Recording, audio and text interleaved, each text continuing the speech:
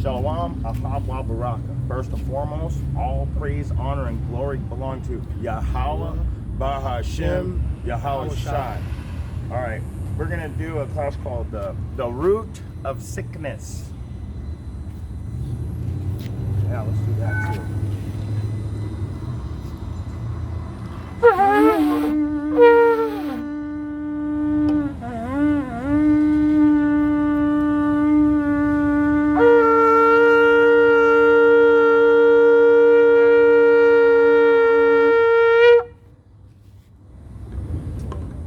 Root of sickness.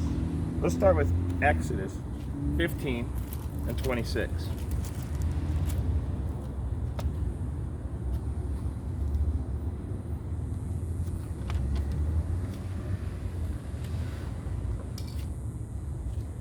And said, if thou wilt diligently hearken to the voice of the Lord thy God, and wilt do that which is right in his sight, and wilt give ear to his commandments, and keep all his statutes, I will put none of these diseases upon thee, which I have brought upon the Egyptians, for I am the Lord that healeth thee.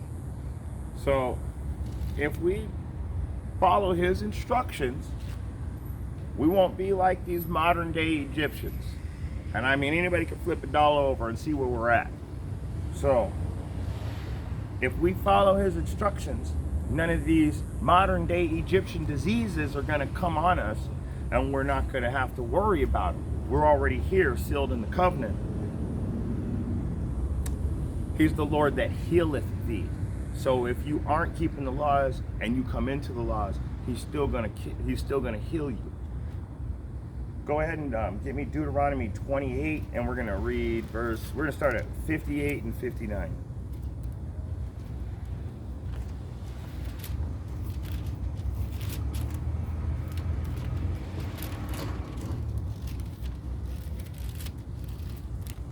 We're old-fashioned, we use Bibles. If thou wilt not observe to do all the words of this law that are written in this book, that thou mayest fear the glorious and fearful name, the Lord thy God. Then the Lord will make thy plagues wonderful, and the plagues of thy seed, even great plagues, and of long continuance, and sore sickness, and of long continuance. So, not only if you don't follow the instructions are you going to get sick, but you're going to stay sick until you die, is what he's saying. Go ahead and get me St. John chapter 5 and read 5 through 8.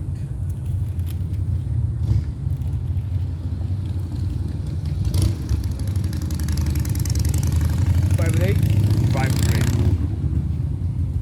8. And a certain man was there which had an infirmity 38 years. When Jesus saw him lie, and knew that he had been now a long time in that case, he saith unto him, wilt thou be made whole? Will you be healed? Whole means to be healed. I mean to be perfect health. Go ahead.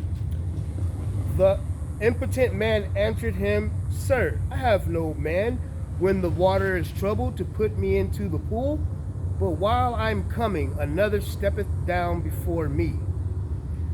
So wait, hold on right there. So before you read that next verse, this guy's literally on the ground. He can't get to the water. Now, if you don't understand what's going on here in this particular passage, the angels would come down once a year and they would try the water. And all the people back then, they knew about this. They would sit there and wait for him to show up, and all of their elements were healed. That's why you don't really hear about too many doctors back then. They would just wait for the angels to heal them. But with that being said, this guy's just sitting there with no help. And all his people, the same Israelites that are his bloodline, when the water's tried, these people going to get healed, they don't stop to help them. They don't pick them up, hey, come on, man, let's get you down there too. No, they're like, move, nigga, move. They're knocking him out the way. Like if there was like a pinata broke and everybody's trying to get the candy. horrible. Think about how horrible that is. Any of them people could have helped him, but they didn't, and there's a reason for it. Read number 8. Yahushua saith unto him, Rise, take up thy bed and walk. And immediately the man was made whole, and took up his bed and walked. And on the same day was the Shabbat. So he was put there so Yahushua could do his works, clearly, or he wouldn't have done his works on him. But on that same day, all he had to do, this is faith too, but the Most High healed him, and that's why he was hurt. But still, at the same time, all those people could have helped him at any time. He had to wait for Yahushua to come all the way down from heaven just to do one simple thing. Tell him, get up and walk. But anyway, let's move on. We're not going to get into the Sabbath part. We can get into that on another class. We're talking about sickness and health. So far, you're sick if you ain't keeping the laws, and you're healthy if you are. Go ahead. Let's skip up to verse 14. Afterward, Yahushua findeth him in the temple, and said unto him, Behold, thou art made whole. Sin no more, lest a worse thing come upon thee. So that's we're just gonna stop right there. So what he's saying is, he went and found him later, and he said, I healed you. You were in sin, but I healed you. If you sin again, it's going to be worse. So that guy was a sinner, obviously. 30 years he was on that infirmity. But let's go ahead and jump over and move on to the book of Psalm and chapter 103, and give me verse 2 and 3.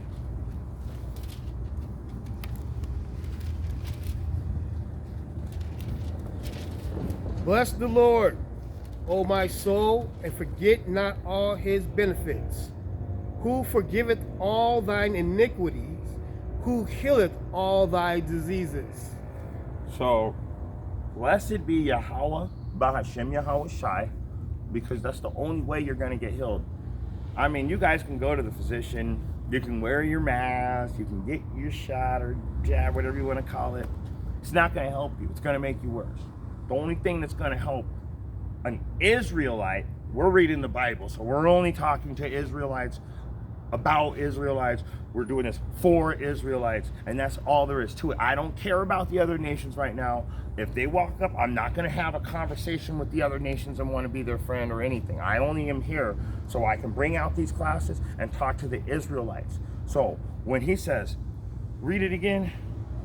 Bless the Lord, O my soul, and forget not all his benefits, who forgiveth all thine iniquities, who healeth all thy diseases. How are you going to be forgiven, though, of your sin? Iniquity is sin. No, it's really simple. Now, there is no forgiveness for everybody else right now. At this point, the other nations, they had their chance. But Israel, all you have to do is come back to the law, statutes, and commandments. That's the first verse I brought out. It's the very first verse. Exodus 15 and 26.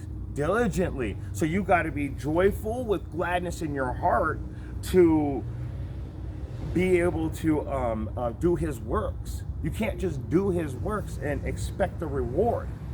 This isn't McDonald's. You don't just go through the motions here. You actually have to do this work for real. And that's how you get healed. That's how the Most High deals with you. Go ahead. Give me Ecclesiasticus 38, 9, and 10.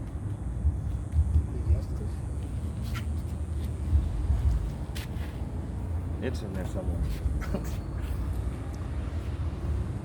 38. Yeah.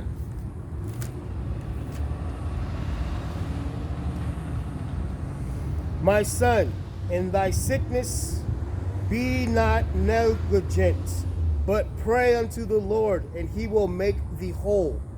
Leave off from sin, and order thine hands aright, and cleanse thy heart from all wickedness. That was a lot being said there. He said, look, let's go read that again. My son, if thy sickness be negligent, but pray unto the Lord, and he will make thee whole. But wait a second, there's more. He says, you're doing that. How is he going to make you whole? But how? I'm going to tell you, Leave off from sin. Leave off from sin. This is all about your lifestyle, how you live a worldly, Babylonian, Egyptian, sodomite lifestyle. Leave off from that, and you will be made whole. That's what we got going on right now. It's the whole ass lifestyle. It's not just one little thing you're doing everything wrong. Go give me Ecclesiasticus 30 and 17. I only got one apocrypha here today.